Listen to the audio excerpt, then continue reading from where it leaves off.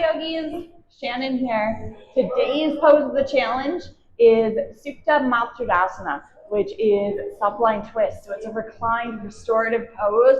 I love to do this first thing in the morning when my back's still a little bit stiff and it kind of stretches everything out throughout my entire spine. So when you're ready, you're going to come onto your back. I like to draw my knees into my heart, get myself that little rock side to side, releasing the low lumbar spine onto your mat. When you're ready, you can drop your knees off to one side. You're going to automatically start to feel a little bit of stretch into the outside of that top hip. Hands are going to reach palms up to the sky.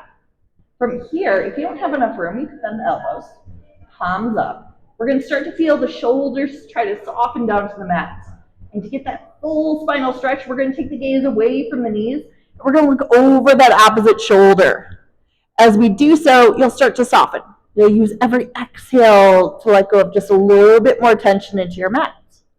If you'd like to deepen this pose, a couple options. Option one, you could kick that top leg long. Maybe you reach out for it with those fingertips.